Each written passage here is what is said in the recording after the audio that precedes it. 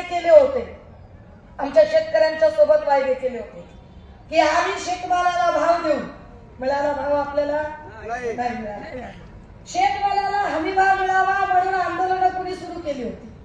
2012 मध्ये कृषी दिंडी करणारे पाशा पटेल भाजपचेच, त्यांच्यासोबत फिरणारे फडणवीस काय सांगत होते? ते म्हणत होते की कापसाला किमान 12-14 हजारापर्यंतचा भाव मिळाला पाहिजे. आणि तेच सांगत होते की सोयाबीनचा भाव हा किमान 6 ते 7 हजारापर्यंत गेला पाहिजे. 2014ला ते असं सांगत होते. 2014ला DAP खताची बॅग 400 रुपयाला होती. 2014ला सोयाबीनचा भाव 3800 ते 4100 होता. 2014ला कापसाचा भाव हा साधारणतः 6000 होता. आता काय परिस्थिती आहे बरं? 5000. आता सोयाबीनचा भाव किती? 4000. आणि कापसाचा भाव किती? 6000. म्हणजे भाव तोच आहे. कापसाचा आणि सोयाबीनचा भाव गेल्या 10 वर्षात अजिबात वाढला नाही. पण DAP खताची बॅग जी 2010ला जी 400 रुपयाची होती ती आता कितीला झाली? 1400ला. 1700 रुपयाला झाली. म्हणजे उत्पादनावरचा खर्च वाढला, शेतीचा खर्च वाढला, पण उत्पादनाला जो योग्य भाव मिळायला हवा होता तो भाव मिळाला नाही. आणि ज्या पाशा पटेलांनी कृषी दिंड्या काढलेल्या होत्या ते पाशा पटेल आता कृषी मूल्य आयोगाचे अध्यक्ष झाले, त्यांना खुर्ची मिळाली. जे देवेंद्र फडणवीस त्या दिंडीमध्ये सहभागी झाले होते ते सत्तेत आले, पण भाव नाही मिळाला. आमच्या अन्नधान्याला, शेतकऱ्याच्या शेतमालाला भाव नाही मिळाला. आणि वरून हे मखलाशा करतात. आम्ही आनंदाने आणि अभिमानाने सांगू शकतो की एकमेव मुख्यमंत्री सन्माननीय पक्षप्रमुख उद्धव साहेब ज्यांच्या काळामध्ये कापसाचा भाव 11 ते 13 हजाराच्या घरात गेला होता. एकमेव 14. एकमेव पक्षप्रमुख उद्धव साहेब मुख्यमंत्री असताना या राज्यामध्ये 2 लाखापर्यंतची सरसकट कर्जमाफी मिळाली होती. ती फडणवीसांच्या काळात मिळाली नाही. फडणवीस आम्हाला काय सांगत राहिले? मी जरा अभ्यास करतो,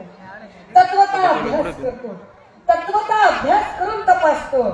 आयला एवढा अभ्यास केला असता तर आतापर्यंत वाघ मेरीमध्ये कुठे गेला असता? बघा तावडे साहेब कुठे गेले ते. यायला ते मोदीजींचं नाव जाहीर करण्याची एवढी मोठी अपॉर्च्युनिटी तावडेंना मिळाली, ज्या तावडेंच्या सोबत फडणवीसांनी एवढं कपट कारस्थान केलं. राजे हो, ना शेतमालाला भाव मिळाला. महागाईचं काय झालं? गॅस कितीला मिळत होता माय 10 वर्षाखाली? 400ला मिळत होता. आता कितीला मिळायला माय?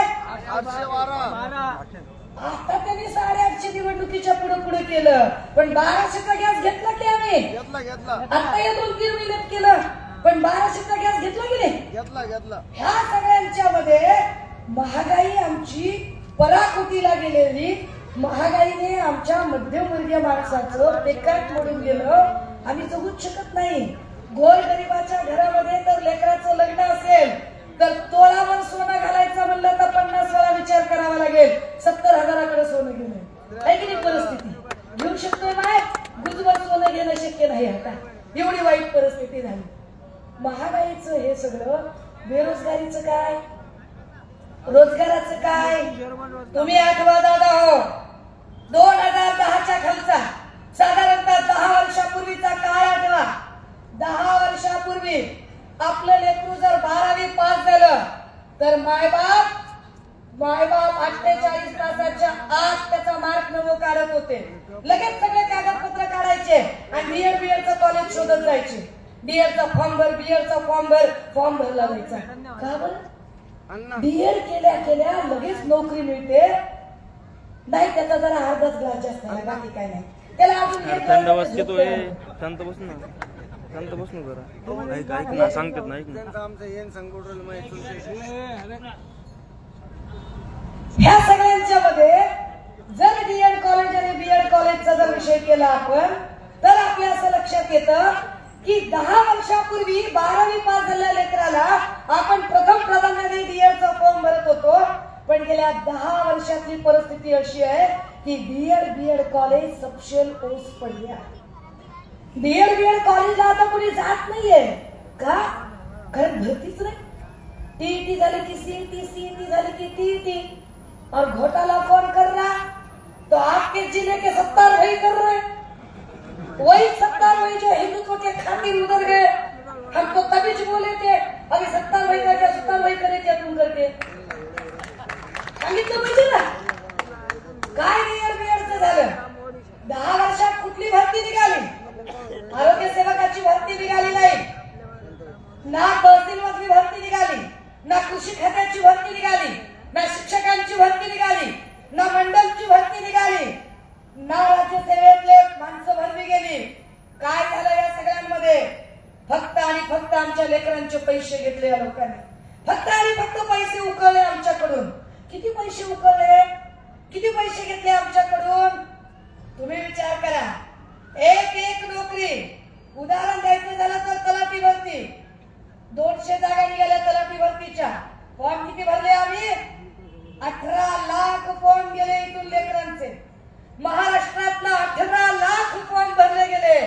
एका फॉर्मला खर्च किती? 1000 रुपयाचं चलन. फॉर्म भरायला 200.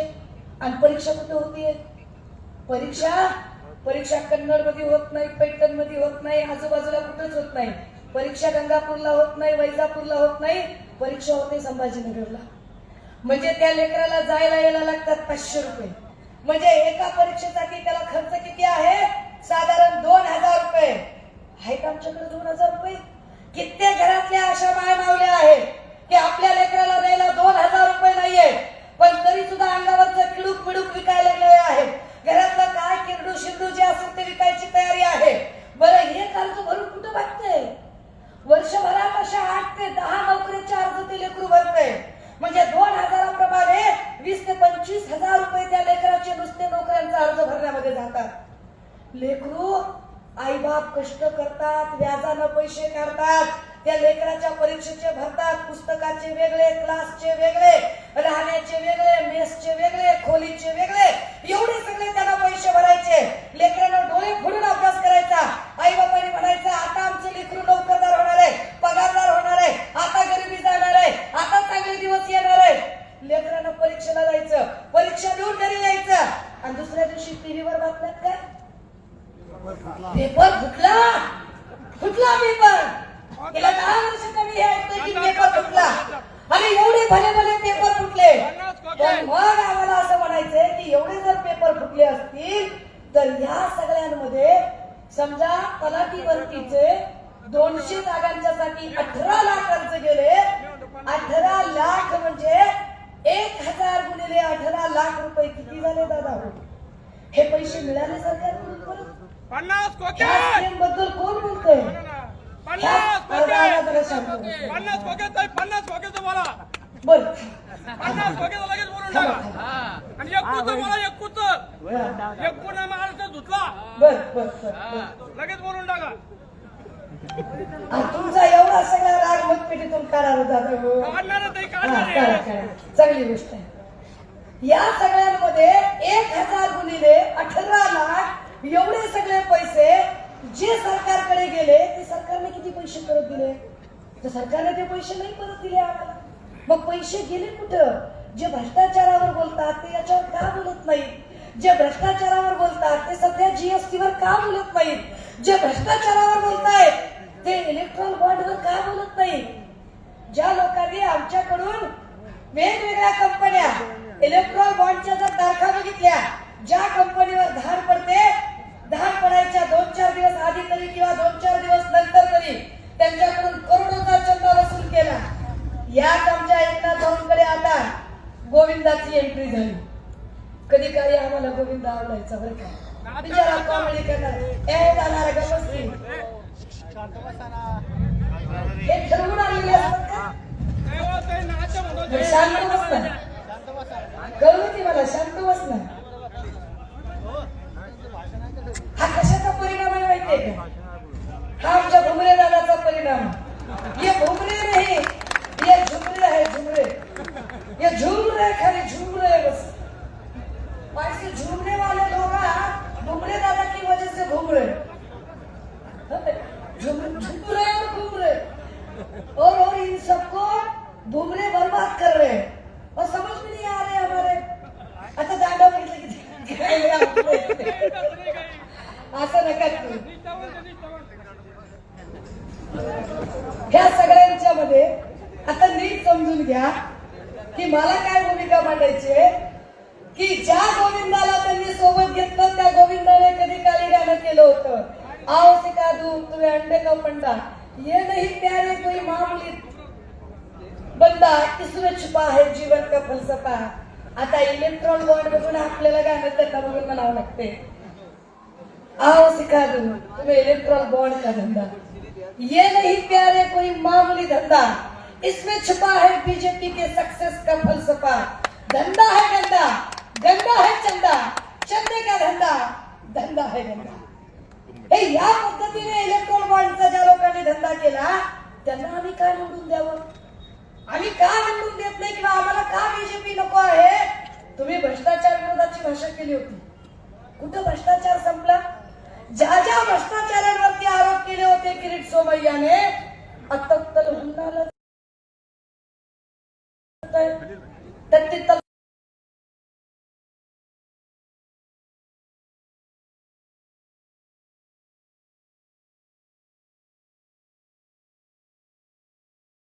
जिल्हाधिकारी जाधव असेल, भावना गवळी असेल, रवींद्र वायकर असतील, अजित दादा असतील, कितीतरी लोक आहेत ज्यांच्यावर आरोप केले.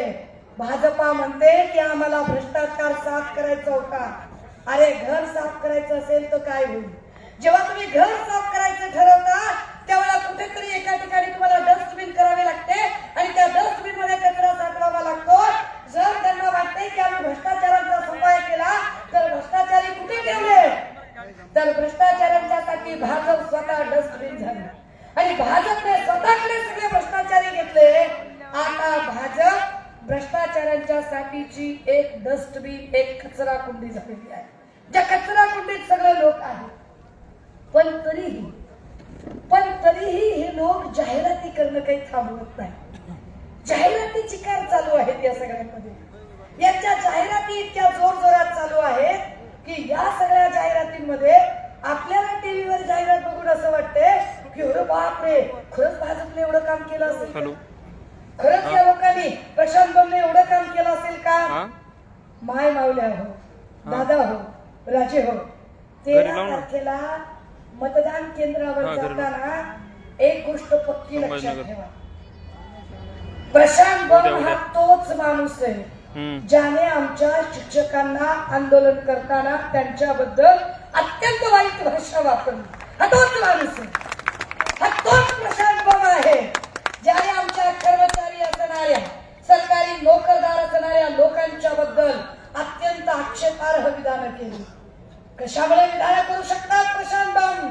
सत्तेची मस्ती आणि चरबी आहे. ही सगळी सत्तेची मस्ती आहे की ज्यामुळे ते हे विधानं करू शकतात. एकीकडे सन्मान्य पक्षप्रमुख उद्धव साहेब पेन्शनर योजनेसाठी आंदोलन करणाऱ्या त्या सगळ्या पेन्शनरना पाठिंबा देतात आणि पेन्शनर लोकांच्या सोबत आम्ही उभे राहतो. एकीकडे आम्ही आशा वर्कर आणि अंगणवाडी सेविकांच्या आंदोलनांमध्ये सोबत असतो आणि अंगणवाडी आणि आशा वर्करांच्या सोबत आम्ही काम करायचं ठरवतो. आणि उद्धव साहेब सांगतात की या सगळ्या आशा वर्कर आणि या सगळ्या अंगणवाडी सेविका या माझ्या बहिणी आहेत आणि हा उद्धव ठाकरे त्यांच्यासोबत भाऊ म्हणून उभा असेल पाठीशी. पण त्याच वेळेला प्रशांत बमची मात्र हस्तवाल भाषा सुरू होते.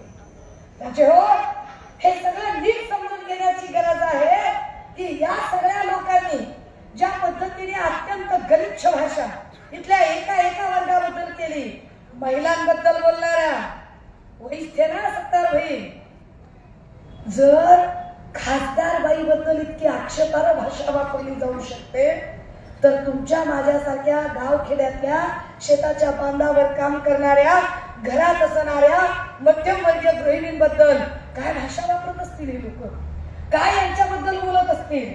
पण तरीही जाहिराती खूप आहेत आणि या जाहिराती बघून आपल्याला वाटतं की साला बीजेपीने खरंच काही काम केलंय का बाबा?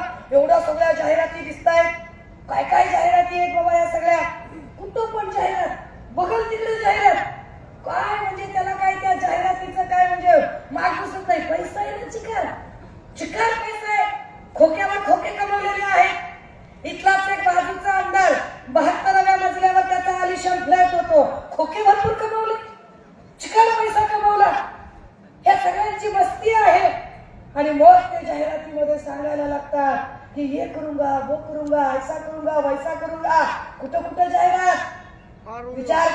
सांगितले की जेव्हा कोविडची जाहिरात होती, कोविडच्या काळात माणसं मरत होती, कोविडच्या काळात आम्हाला मदतीची गरज होती, एकीकडे युपी मध्ये जिथे भाजपचं राज्य चालू होतं तिथे प्रेत गंगेवर तरंगत होती, दुसरीकडे गुजरात मध्ये जिथं भाजपचं राज्य होतं तिथं प्रेत रस्त्यावर जाळली जात होती, आणि एक महाराष्ट्र, ज्या महाराष्ट्रातले मुख्यमंत्री उद्धव ठाकरेजी हे इथल्या प्रत्येक मृतकाचे त्याच्या जात आणि धर्मानुसार त्या इतमामात सगळे अंत्यसंस्कार होतील याची काळजी घेत होते. हे कोविड मध्ये काम चालू होतं, पण त्या कोविडची सुद्धा जाहिरात मोदीजींनी केली. काय केलं त्याचं? लगेच कोविडचं एक सर्टिफिकेट आलं. म्हणले आपल्याला सर्टिफिकेट घ्या, सर्टिफिकेट घ्या. एक लस दिली आणि सर्टिफिकेट. काय याच्या आधी आम्ही लशी घेतल्या ना? अरे 14 लशी घेतल्या ना? 14 लशी दिल्या काँग्रेसने आम्हाला. गोवर दिलं, बीसीजी दिलं, ट्रिपल दिलं, धनुर्वाद दिला, नारू दिला, पोलिओ दिला, देवी दिला. तुमच्या दंडावर देवी कोरलेली आहे. दिली नाही का लस? 14 लशी दिल्या काँग्रेसने. जाहिरात नाही केली त्यांची. जुम्मा 8 दिन नहीं हुए प्रधानमंत्री बने, एक लस नहीं दिली, लगेच जाहिरात आला फुटू मोदी बाबाचा. किती पैसे घेतले आमच्याकडून? 100 रुपये प्रत्येकाकडून. प्रत्येकी कोविडचं सर्टिफिकेट काढलं आणि 100 रुपये दिले ना सर्टिफिकेटला. दिले कुठं वापरलं सर्टिफिकेट? ड्रायव्हिंगचं लायसन्स काढताना लागलं सर्टिफिकेट, शाळेचं कुणाला लागलं दादा? नाही लागलं. कधी लागलं रे दादा? नाही लागलं. काय बोलावं? नाही लागलं. ये ऐसे झूम रहे हो, ये झूम रहे हो क्या? घूम रहे दादा की वजह से झूम रहे और घूम रहे.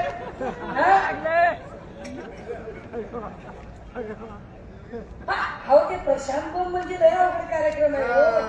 लय अवघड आहे. पण मला खूप मुद्दे, मी ह्याची अख्खी कुंडली वाचू शकते, पण मला अजून काही महत्वाचे मुद्दे घ्यायचे. ये बीच में झूम रहे लोग बहुत मुझे परेशान करतात. आणि हे सगळ्या बायकांनी नीट लक्षात घ्यायचे माया हो. ज्या संदीपान भुमरेंनी ब्रेक लागल तिथं परमिट रूम आणि देशी दारूची दुकानं उभी केली, अशा भुमरेंना तुम्ही निवडून देणार आहात. तुमचे घर संसारच्या दारूवाल्याने उद्ध्वस्त केले, त्यांना तुम्ही निवडून देणार आहात का ते तुम्ही ठरवा. दारूमुळे तुमचे सगळ्यांचे संसार उद्ध्वस्त झाले, आणि अशी दारूची दुकानं ज्या संदीपान भुमरेंनी उभी केली त्यांना तुम्ही मत देणार आहात का ते नीट ठरवा. त्याचे हो. अरे कुठंच सर्टिफिकेट लागलं नाही कोविडचं. ड्रायव्हिंग लायसन्सला सर्टिफिकेट लागलं नाही, पोराच्या ऍडमिशनला सर्टिफिकेट लागलं नाही, घर घेताना सर्टिफिकेट लागलं नाही, नोकरी मागताना सर्टिफिकेट लागलं नाही. मग का काढलं सर्टिफिकेट? 140 कोटी लोकसंख्या आहे, आणि एक सर्टिफिकेट काढताना सेतूने 100 रुपये घेतले. 140 कोटी गुणिले 100 कुणाच्या खिशात गेले? पंतप्रधान आणि मोदींच्या खिशात. माल तो माल ऊपर से ताल. म्हणजे मोदींनी माल पण कमावला, आणि तो सगळा माल कमावताना पुन्हा वरून तालही केला जाहिरातीचा. किती जाहिराती? कोविडची जाहिरातीवर फोटो. आता जाऊन काढा बरं कोविड सर्टिफिकेटचा फोटो. काढा सर्टिफिकेट फोटो येतोय का बघा. 3 दिवस झालं, 3 दिवस भाजपने कोविड वरचा मोदींचा फोटो गायब केला. का? कारण बातमी आली की कोविशिल्डची लस घेतलेल्या माणसाच्या अंगामध्ये रक्ताच्या गुठळ्या तयार होऊ शकतात, अटॅकचं प्रमाण वाढलंय, कोविशिल्ड दोषी आहे असं जसंही कळलं लगेच मोदीजींचा फोटो गायब झाला. किती जाहिरात करणारा माणूस आहे, किती जाहिरात करू शकतो. कशावर जाहिरात करावी? आपण पेट्रोल पंपावर चाललो, डिझेल भरायलो, पेट्रोल भरायलो, वाढता भाव बघून आपला चेहरा पडायला लागला, आणि हसरा फोटो खटकन गालात हसते मोदी बाबा. जाहिरात कुठं बी फोटो जा इथं. आपण पुण्या मुंबईत जा, तुम्ही सरकारी शौचालयांकडे जा, आपल्या पोटात कळ निघाली, मुरड आली, बाटली हातात आणि हसरा फोटो मोदी बाबाचा. काय बोलतोय पोलीस दादा? नीट रेकॉर्ड करा, शब्द चुकला नाही पाहिजे, शब्द नाही चुकला पाहिजे. काय चालू आहे? ह्या सगळ्या जाहिरातींचं युग आहे. आणि जाहिरात कशाची असते राजे हो? चांगल्या गोष्टीची नसते. मी प्रत्येक सभेत सांगते की जाहिरात चांगल्या गोष्टीची घ्यायची नसते. तुम्ही अमेझॉन बघता, तुम्ही नेटफ्लिक्स बघता, तुम्ही स्क्रोल करता, मोबाईलला स्क्रोल करता. ह्या स्क्रोलिंग मध्ये तुम्हाला चांगलं पुस्तक वाचायची जाहिरात येते. नाही. एखादी खाण्या पिण्याची चांगली जाहिरात की बाबा बदाम चांगला आहे, तूप चांगलं आहे, एखादा ग्रंथ चांगला आहे, एखादी पूजा चांगली येते जाहिरात त्याची. नाही. जाहिरात कशाची येते मग? नेटफ्लिक्स वर आणि अमेझॉन वर. रमी प्याव ना तो जमली रमी प्याव ना महाराज. जाहिरात कशाची येते? बोलो सुभाष केसरी. जाहिरात कशाची येते? खूप जमेगा रंग जब मिल बैठेंगे 3 यार, आप मैं और बैक पाइप सोडा. जाहिरात कशाची होते? जाहिरात वाईट गोष्टींची असते. मोदीजी वाईट विचारांचे आहेत, ते वाईट विचारांचे आहेत म्हणून त्यांना जाहिरात करावी लागते. त्यांचा विचार जाती धर्मामध्ये विष पेरणारा आहे. त्यांचा विचार जातीमध्ये धर्मांमध्ये भिंती निर्माण करणारा विचार आहे.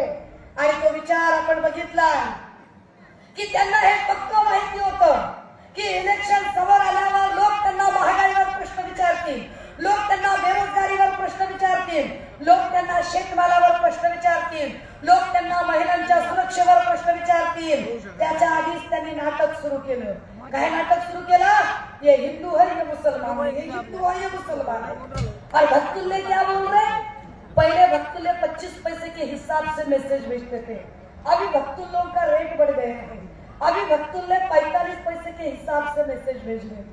तो बीजेपी के भक्तुल्ले बोल रहे कि अरे यार विश्वगुरु को प्रधानमंत्री बनाना है. अरे क्यों बनाना रे भाई, क्यों बनाना? तो क्या सांगता वो कुछ भी हो यार, मुसलमान परेशान हो रहा करके बनाना है. मुसलमान का परेशान होगा जी? कैसे परेशान होगा मुसलमान? जब ये लोग 45 पैसे के हिसाब से मैसेज भेज रहे तब मुसलमान बेचारा पान का ठेला चला रहा, स्क्रैप का गाड़ी चला रहा, कुछ तो काम धंधा कर रहा, पंचर की दुकान चला रहा, कुछ भी कर रहा, लेकिन अपने खून पसीने के 1500 कमाकर अपने बीवी बच्चों को खिला रहा. काय का परेशान हो रहा? नाही बोला मुसलमान परेशान हो रहा. सगळ्या हिंदूंनी विचार करायचा, खरंच मुसलमान परेशान होतोय का? मुसलमान परेशान कधी होईल? जर मुसलमानाला एक न्याय आणि हिंदूला एक न्याय असेल तर. तुम्ही विचार करा, असं काही आहे का की मुसलमानाला गॅस 1250 रुपयाला मिळतो आणि हिंदूंना काही 200 रुपयाला मिळतोय का? नाही. मुसलमानांना तुरीची डाळ 200 रुपये किलो मिळते आणि हिंदूंना काय 20 रुपये किलोला मिळते काय? नाही. मुसलमानांना मोबाईलचा चार्जर जो रिचार्ज आहे तो महिन्याला 299चा आणि हिंदूंना काय 10 रुपयात मिळते का? मुसलमानाच्या लेकराला शाळेची फीस 2.5 ते 3 लाख रुपये आणि हिंदूंना काय फुकट ऍडमिशन मिळाले का? नाही.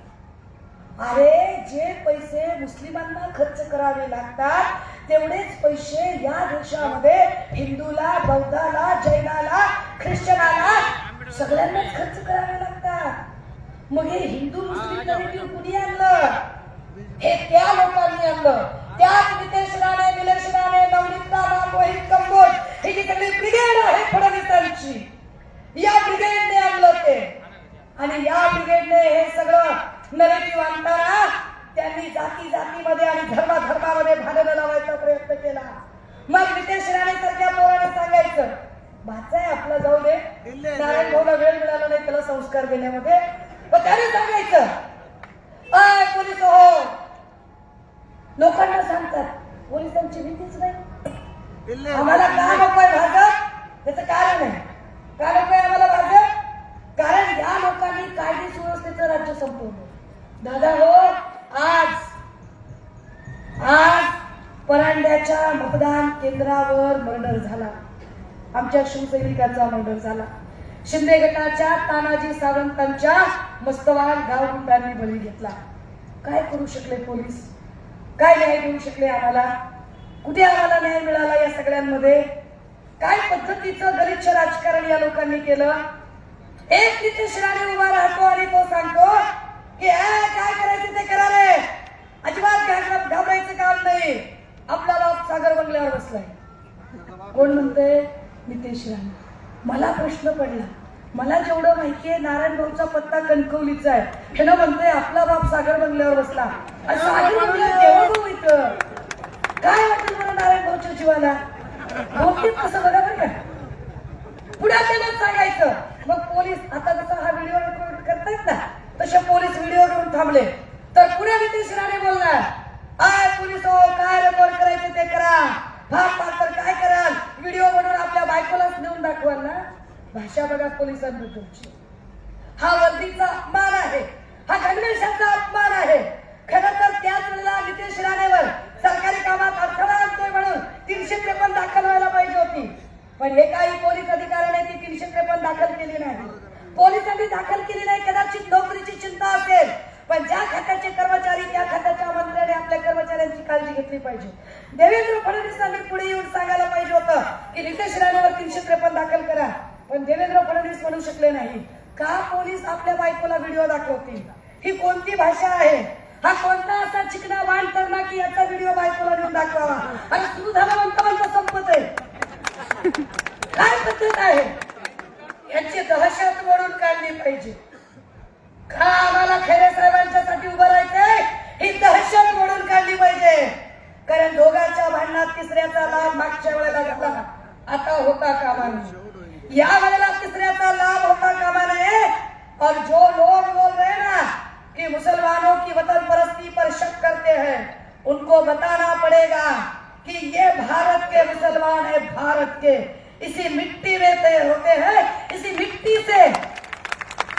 से अनाज लेते हैं इसी मिट्टी में मिल जाते हैं. और जो इन लोगों पर शक करते हैं उनको बताना पड़ेगा कि ये भारत के मुसलमान हैं जो दिन में 5 बार इस वतन की मिट्टी को चूमते हैं. ये वो भारत के मुसलमान. या सगळ्या लोकांचा जर एकूण विचार केला मग फडणवीसांच्या लक्षात आलं की इथे हिंदू मुस्लिम तर होतच नाहीये. हिंदू आणि मुसलमान दोघे फार शहाण्यासारखे वागतायत. मग त्यांनी दुसरा डाव टाकला. कुठला डाव टाकला? कालपर्यंत आम्ही सगळे गोड्या गोविंदाने वागत होतो. कालपर्यंत एकदा मराठा साळी माळी कोळी तेली तांबोळी हातार मारवाड सुतार लोहार कुंभार किसारी कैकाडी पारधी आम्ही सगळे गुन्ह्या गोविंदाने एका गावात नांदत होतो. गावगाड्यात सगळी लोक नांदत होती. फडणवीसांनी नवा डाव टाकला आणि मराठा विरुद्ध ओबीसी हा वाद सुरू केला. कधी आम्ही आमच्या मराठा भावाला शत्रू म्हटलं नव्हतं. मराठ्याने ओबीसी भावाला शत्रू म्हटलं नव्हतं. पण फडणवीसांच्या तिकडमबाजीच्या राजकारणामुळे इथे जाती जातीच्या भिंती तयार झाल्या. दादा हो या भिंती जमीनदोस्त करायच्या असतील तर मशाल पेटवावी लागेल. मशाल का पेटवायची आहे? आम्ही असेच हवेत बोलत नाही. आम्ही खूप लॉजिकल सांगतो. कुठल्याही माणसावर वैयक्तिक टीका टिप्पणी करायची आम्हाला गरज नाही.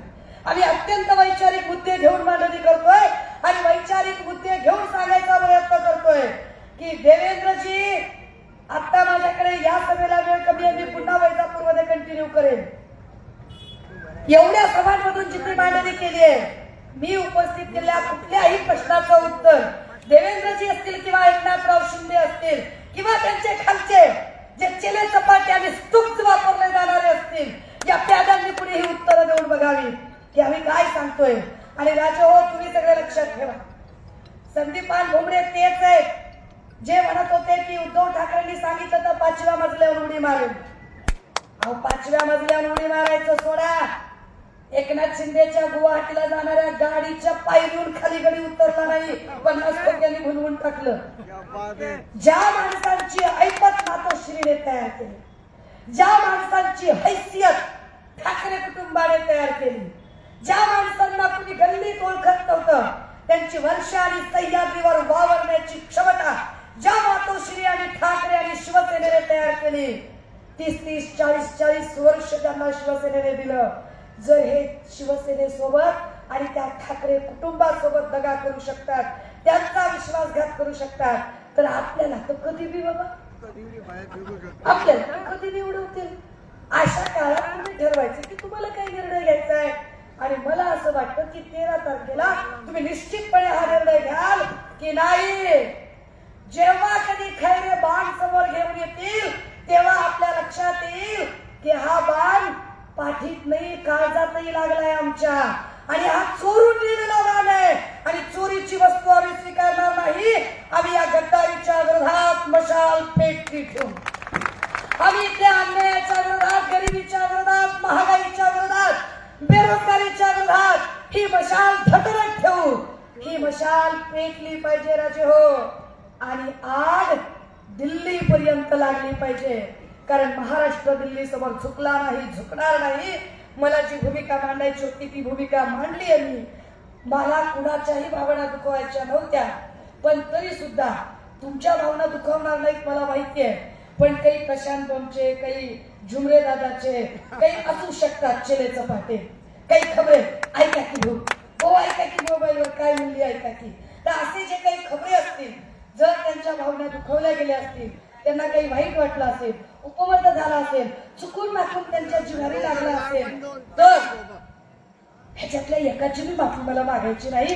मला असंच बोलायचं, मला हेच बोलायचं होतं, हेच मांडायचं होतं, ह्या स्टाईल मध्ये मांडायचं होतं. मी वारंवार सांगते, बोलून शब्द फिरवायला मी काही एकनाथ शिंदे किंवा अजित पवार नाही, मी सुषमा अंधारे आहे. माझं म्हणणं ताकदीने मांडलंय. थांबते, रजा घेते. 13 तारखेला मशाल पेटूया, मशाल पेटत राहिली पाहिजे. धन्यवाद.